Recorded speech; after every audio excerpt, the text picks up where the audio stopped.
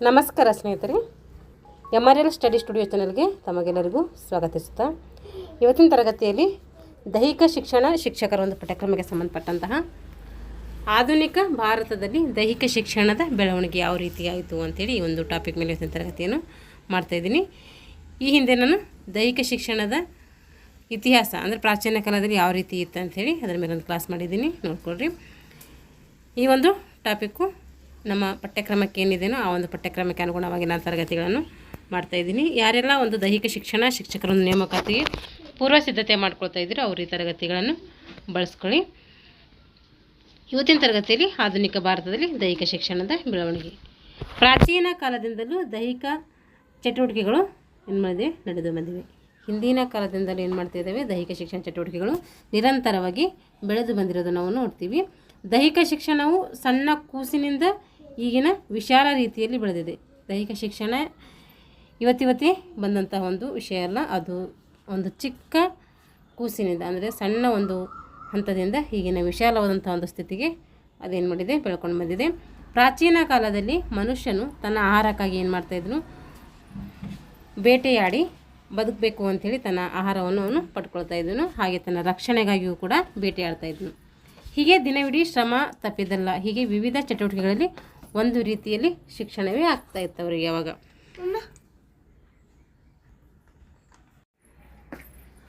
1600ರಲ್ಲಿ ಭಾರತಕ್ಕೆ ಏನು ಮಾಡ್ತಾರೆ, ಬ್ರಿಟಿಷರು ಬರ್ತಾರೆ. ಆವಾಗ ಇವರು ವ್ಯಾಪಾರ ಮಾಡುವುದರ ಜೊತೆಗೆ ಏನು ಮಾಡಿದರು ಅಂದರೆ ಬ್ರಿಟಿಷರು ಈಸ್ಟ್ ಇಂಡಿಯಾ ಕಂಪನಿ ಕೂಡ ಸ್ಥಾಪನೆ ಮಾಡಿದರು. ಈಸ್ಟ್ ಇಂಡಿಯಾ ಕಂಪನಿ ಕ್ರೈಸ್ತ ಮಿಷನರಿಗಳಿಗೆ ಭಾರತದಲ್ಲಿ ಶಾಲೆಗಳನ್ನು ತೆರಲಿಕ್ಕೆ ಏನಾಯಿತು, ಒಂದು ರೀತಿ ಅನುಮತಿಯನ್ನು ಕೊಟ್ಟಿತು. ಇದರಿಂದ ಭಾರತೀಯ ಶಾಲೆಗಳನ್ನದು ಆರಂಭವಾಗಿ ಶರೀರ ಶಿಕ್ಷಣಕ್ಕೆ ಏನು ಮಾಡೋದು, ಹೆಚ್ಚಿನ ಮಹತ್ವವನ್ನು ನೀಡಿದ್ವು. ಜೊತೆಗೆ ವ್ಯಾಪಾರಕ್ಕೆ ಕಡ್ಡಾಯವಾಗಿ 2-3 ಗಂಟೆಗಳ ಕಾಲ ಏನು ಮಾಡ್ತಿದ್ರು, ಅವರು ದೈಹಿಕ ಶಿಕ್ಷಣವನ್ನು ನೀಡುವುದರ ಜೊತೆಗೆ ಅವುಗಳನ್ನು ಏನು ಮಾಡ್ತಿದ್ರು, ಜಾರಿ ಕೂಡ ಮಾಡ್ತಾಯಿದ್ರು. 21ನೇ ಶತಮಾನದಲ್ಲಿ ದೇಶ ಪ್ರೇಮಿಗಳು ದೇಶ ರಕ್ಷಣೆಗಾಗಿ ಹೋರಾಡಲು ಹಾಗೂ ರಾಷ್ಟ್ರೀಯ ಮನೋಭಾವನೆಗಳನ್ನು ಮೂಡಿಸಲು ಅನೇಕ ವ್ಯಾಯಾಮ ಶಾಲೆಗಳು ಅಂದರೆ ಗರಡಿ ಮನೆಗಳು ಅವಾಗಿನದು ಆಗಿನ ಕಾಲದಲ್ಲಿ ಹುಟ್ಕೊಂಡವು. 1920ರ ನಂತರ 1920ರಲ್ಲಿ ಏನಾಯಿತು, YMC ಕಾಲೇಜ್ ಸ್ಥಾಪನೆ ಆಗ್ತೈತೆ. ಆ ಒಂದು 1920ರ ನಂತರ ದೈಹಿಕ ಶಿಕ್ಷಣ ಶಿಕ್ಷಕರಿಗೆ ತರಬೇತಿ ನೀಡಬೇಕು ಅಂಥೇಳಿ ಕೆಲವೊಂದು ಕಾಲೇಜುಗಳು ಏನಾಗ್ತವೆ, ಪ್ರಾರಂಭ ಆಗ್ತವೆ. 1920ರಲ್ಲಿ ಏನಾಯಿತು, YMC ಕಾಲೇಜ್ ಸ್ಥಾಪನೆ ಆಯಿತು. YMC college of physical education ಸಂಸ್ಥೆ ಎಲ್ಲಿ ಸ್ಥಾಪನೆ ಆಯಿತು ಅಂದರೆ ಅದು ಮದ್ರಾಸ್ನಲ್ಲಿ ಸ್ಥಾಪನೆ ಆಗ್ತೈತಿ. ಇದು ಭಾರತದಲ್ಲಿಯೇ ಮೊದಲ ಕಾಲೇಜ್ ಆಗಿರ್ತೈತಿ YMC ಕಾಲೇಜು. ಇದರ ಸ್ಥಾಪಕರು HC ಬಕ್ ಅವರಾಗಿರ್ತಾರೆ. ಡಾಕ್ಟರ್ HC ಬಕ್ ಅವರು ದೇಶೀಯ ವ್ಯಾಯಾಮಘಾಟಗಳನ್ನು ಸೇರಿಸಿ ಪ್ರಾಥಮಿಕ ಮತ್ತು ಮಾಧ್ಯಮಿಕ ಶಾಲೆಗಳಿಗೆ ಏನು ಮಾಡ್ತಾಯಿದ್ರು, ಅವರು ದೈಹಿಕ ಶಿಕ್ಷಣವನ್ನು ಬೋಧಿಸ್ತಾಯಿದ್ರು. ಹಾಗೂ ಕ್ರೀಡೆಗಳಲ್ಲಿ ನಿಯಮಗಳನ್ನು ರೂಪಿಸಿ YMCಗೆ ಏನು ಮಾಡ್ತಾಯಿದ್ರು, ಅವರು ನೀಡ್ತಾಯಿದ್ರು. ಇವರನ್ನು ಭಾರತದ ದೈಹಿಕ ಶಿಕ್ಷಣದ ಪಿತಾಮಹ ಅಂತೇಳಿ ನಾವು ಇವರನ್ನು ಕರಿತೀವಿ. ಯಾರು, HC ಬಕ್ ಅವರನ್ನು ಭಾರತದ ದೈಹಿಕ ಶಿಕ್ಷಣದ ಪಿತಾಮಹ. HC ಬಕ್ ಅಂದರೆ ಹೆರಿಕ್ರ ಬಕ್ ಅಂತ ಪೂರ್ಣ ಹೆಸರಾಗಿರ್ತೈತೆ. ಬೆಂಗಳೂರಿನಲ್ಲಿ ಏನಾಯಿತು, YMC ಕಾಲೇಜಿನ ಸರ್ಟಿಫಿಕೇಟ್ ಫಿಸಿಕಲ್ ಎಜುಕೇಷನ್ ಕೋರ್ಸ್ ಕೂಡ ಪ್ರಾರಂಭ ಆಯಿತು. ಮದ್ರಾಸಿನಲ್ಲಿ ಹೇಗೆ ಸ್ಥಾಪನೆ ಆಯಿತು, ಹಾಗೆ ಬೆಂಗಳೂರಿನಲ್ಲಿ YMC ಕಾಲೇಜಿನ ಒಂದು ಸರ್ಟಿಫಿಕೇಟ್ ಅದರ ಒಂದು ಪರವಾಗಿ ಏನು ಮಾಡ್ತು, ಫಿಸಿಕಲ್ ಎಜುಕೇಷನ್ ಕೋರ್ಸ್ ಅನ್ನೋದು ಬೆಂಗಳೂರಿನಲ್ಲಿ ಪ್ರಾರಂಭ ಆಯಿತು. CPED ಕರ್ನಾಟಕದಲ್ಲಿ 4 ಕಾಲೇಜುಗಳು ಪ್ರಾರಂಭವಾದವು. ಅವಾಗ CPED ಫಸ್ಟ್ CPED ಇತ್ತು. ಅವಾಗ ಈಗಿನ ಥರ BPED MPED ಈ ರೀತಿ ಅವಾಗಿನ ಡೆವಲಪ್ ಆಗಿದ್ದಿಲ್ಲ. ಅವಾಗೇನಾಯಿತು, ಮೊದಲಿಗೆ CPED ಕರ್ನಾಟಕದಲ್ಲಿ 4 ಕಾಲೇಜುಗಳು ಪ್ರಾರಂಭವಾದವು. ಒಂದು YMCA ಬೆಂಗಳೂರಲ್ಲಿ ಸ್ಥಾಪನೆ ಆಯಿತು. ಇನ್ನೊಂದು ಮಲ್ಲಸರ್ಜನ ವ್ಯಾಯಾಮ ಶಾಲೆ ಧಾರವಾಡದಲ್ಲಿ, ಹಾಗೆ ದೈಹಿಕ ಶಿಕ್ಷಣ ಕಾಲೇಜು ಮಲೆನಾಡಹಳ್ಳಿ ಶಿವಮೊಗ್ಗದಲ್ಲಿ, ಮಲೆನಾಡಹಳ್ಳಿ ಬರುತ್ತೆ ಅಲ್ಲಿ. ಹಾಗೆ ದೈಹಿಕ ಶಿಕ್ಷಣ ಕಾಲೇಜು ಬೆಳಗಾವಿ, ಮಲೆನಾಡಹಳ್ಳಿ, ಧಾರವಾಡ, ಬೆಂಗಳೂರು, ಈ ರೀತಿ 4 ಶಾಲೆಗಳು ಏನದು ಕಾಲೇಜುಗಳು ಈ ಒಂದು ದೈಹಿಕ ಶಿಕ್ಷಣಕ್ಕೆ ತರಬೇತಿ ನೀಡಬೇಕು ಅಂಥೇಳಿ ಸ್ಥಾಪನೆಯಾದವು. ನಂತರ ದೈಹಿಕ ಶಿಕ್ಷಣ ಶಿಕ್ಷಕರ ನೇಮಕಾತಿಗಳು ಕೂಡ ಪ್ರಾರಂಭವಾದವು. ಹಿಂಗೆ ತರಬೇತಿ ಪಡ್ಕೊಟ್ರಲ್ಲ 4 ಪ್ಲೇಸ್ಗಳಲ್ಲಿ ಆ ಒಂದು ತರಬೇತಿ ಪಡ್ಕೊಳ್ಳೋರಿಗೆ ಏನದು, ಅವರಿಗೆ ನೇಮಕಾತಿಗಳು ಕೂಡ ಪ್ರಾರಂಭ ಆದವು. 1928ರಲ್ಲಿ ಮದ್ರಾಸ್ ಶಿಕ್ಷಣ ಇಲಾಖೆ ಎಲ್ಲ ಮಾಧ್ಯಮಿಕ ಶಾಲೆಗಳಲ್ಲಿ ಏನು ಮಾಡ್ತು, ದೈಹಿಕ ಶಿಕ್ಷಣವು ಕಡ್ಡಾಯವಾಗಿ ಮಾಡ್ತು.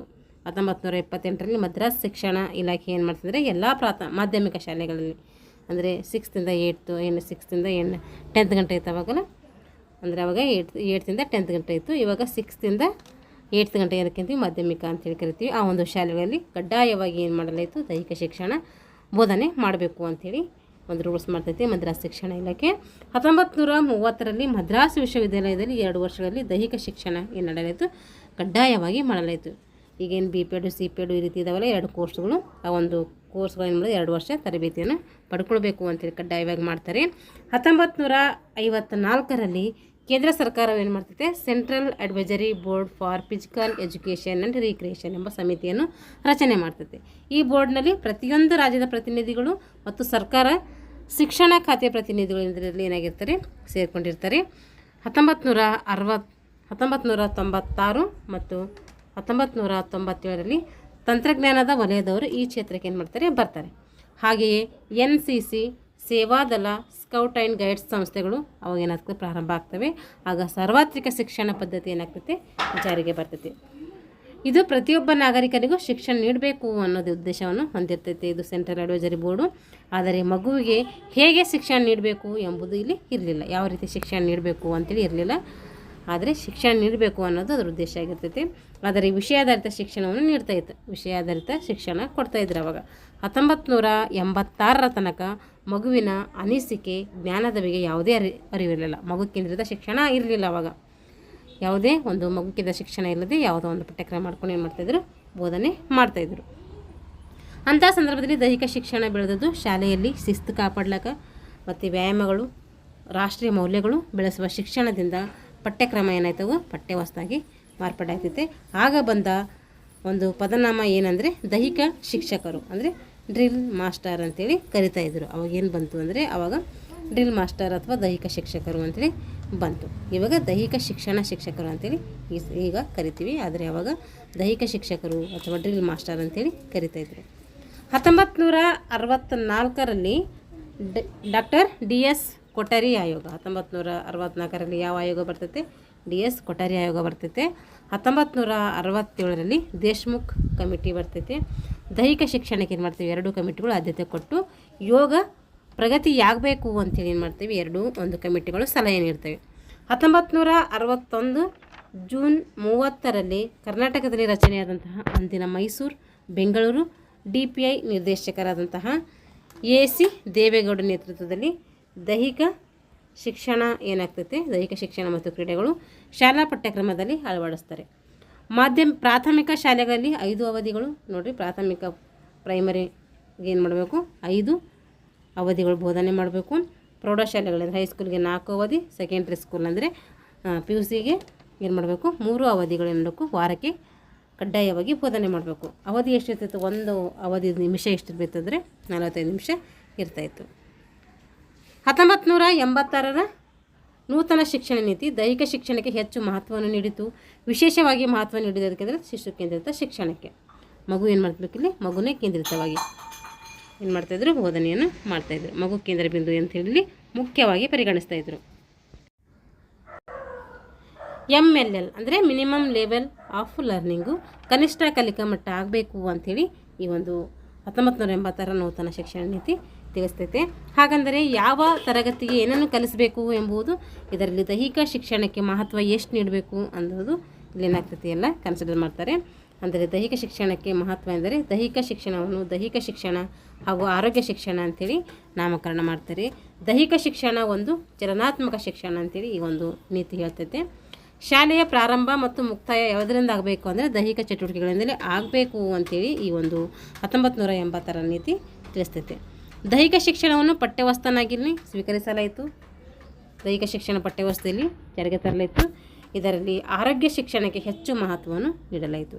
1986ರ ಒಂದು ರಾಷ್ಟ್ರೀಯ ನೂತನ ಶಿಕ್ಷಣ ನೀತಿಯನ್ನು ಪರಿಷ್ಕರಿಸುವಾಗ ಆರೋಗ್ಯ ಮತ್ತು ದೈಹಿಕ ಶಿಕ್ಷಣವನ್ನು 5ರಿಂದ 10ನೇ ತರಗತಿವರೆಗೆ ಪಠ್ಯಕ್ರಮವಾಗಿ UR ಅಚ್ಯುತ್ರಾವ್ ಮತ್ತು UR ಅಚ್ಯುತ್ರಾವ್ ಅವರ ಒಂದು ನೇತೃತ್ವದಲ್ಲಿ ಏನಾಗ್ತೈತಿ, ನೇಮಕ ಆಗ್ತೈತಿ. ಹೊಸ ಶಿಕ್ಷಣದ ನೀತಿಯಲ್ಲಿ 10% ಅವಧಿಗಳು ದೈಹಿಕ ಶಿಕ್ಷಣಕ್ಕೆ ಸೀಮಿತವಾಗಿ ನೀಡಬೇಕು ಅಂಥೇಳಿ ತಿಳಿಸ್ತೈತೆ ಈ ಒಂದು ನೀತಿ. ವಾರಕ್ಕೆ ಎಷ್ಟಿರಬೇಕು ಅಂದರೆ 4+1 ಅಂದರೆ 5 ಅವಧಿಗಳಿರಬೇಕು. ಅದ್ರಾಗ 4 ಬೋಧನಾ ಅವಧಿ ಇರಬೇಕು, 1 ಮಾಸ್ ಬಿಟ್ಟು ಇರಬೇಕು. ಕಾರಣ ಯಾಕೆ ಹಿಂಗಿರಬೇಕು ಅಂದರೆ ಒಬ್ಬ ಪೂರ್ಣಾವಧಿ ಶಿಕ್ಷಕ ಅನ್ಬೇಕಾದ್ರೆ ಅವನಿಗೆ ಕನಿಷ್ಠ ಏನಿರಬೇಕು, 15 ಅವಧಿಗಳು ಬೇಕು. ಈಗ ಪ್ರೌಢಶಾಲೆಗಳಿಗೆ ಅಂದರೆ ಪ್ರೌಢಶಾಲೆಗಳಲ್ಲಿ 8, 9, 10ನೇ ತರಗತಿವರೆಗೆ ಇರುವುದರಿಂದ 3ನೇ ಒಂದು ತರಗತಿಗಳಿಗೆ 4 ಅವಧಿಗಳು, ಅಂದರೆ 3 ತರಗತಿಗಳಂದರೆ 8, 9, 10 3 ತರಗತಿ ಅದಾವಲ್ಲ, ಒಂದು 3 ತರಗತಿಗಳಿಗೆ 4 ಅವಧಿಗಳಿರಬೇಕು. ಪ್ರೈಮರಿಗೆ 5 ಅವಧಿ, ಹೈಸ್ಕೂಲ್ಗೆ 4 ಅವಧಿ. ಇಲ್ಲಿ 3 ಮತ್ತು 5 15 ಅವಧಿಗಳಾಗ್ತವೆ. ಇಲ್ಲಿ ಒಟ್ಟು 15 ಅವಧಿಗಳಿದರೆ ಒಬ್ಬ ಪೂರ್ಣ ಶಿಕ್ಷಕ ಅಂತೇಳಿ ಅನ್ಸ್ಕೋತೀವಿ.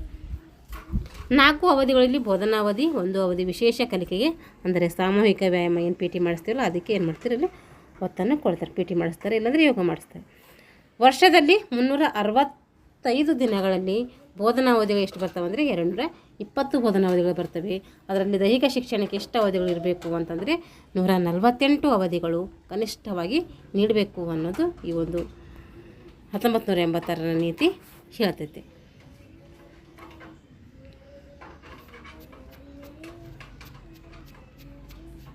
ಈ ಪ್ರೊಫೆಸರ್ ಎಲ್ಲರ ವೈದ್ಯನಾಥನ ವರದಿ ಬರ್ತದೆ. ಈ ಒಂದು ವರದಿ ಸಪರೇಟಾಗಿ ಮಾಡ್ತೀನಿ. ಇಷ್ಟು ಈ ಒಂದು ದೈಹಿಕ ಶಿಕ್ಷಣ, ಆಧುನಿಕ ಕಾಲದ ದೈಹಿಕ ಶಿಕ್ಷಣ ಹೇಗೆ ಬೆಳವಣಿಗೆ ಆಯಿತು ಅಂತ ನೋಡಿದ್ವಿ. ಅದರ ಮುಂದುವರೆದಂತಹ ಭಾಗನೇ ಈಗ ಪ್ರೊಫೆಸರ್ ಎಲ್ಲರ ವೈದ್ಯನಾಥನ ವರದಿ ಆಗ್ತೈತೆ. ಯಾಕಂದರೆ ಇದರಾಗೆ ಹೇಳಿದ್ರೆ ಅದು ಜಾಸ್ತಿ ವಿಡಿಯೋ ಲೆಂತ್ ಆಗ್ತದೆ ಅಂತ ಹೇಳ್ತಾ ಇವತ್ತಿನ ತರಗತಿಯನ್ನು ಇಲ್ಲಿಗೆ ಮುಗಿಸ್ತಾ ಇದ್ದೀನಿ. ಎಲ್ಲರಿಗೂ ಧನ್ಯವಾದಗಳು.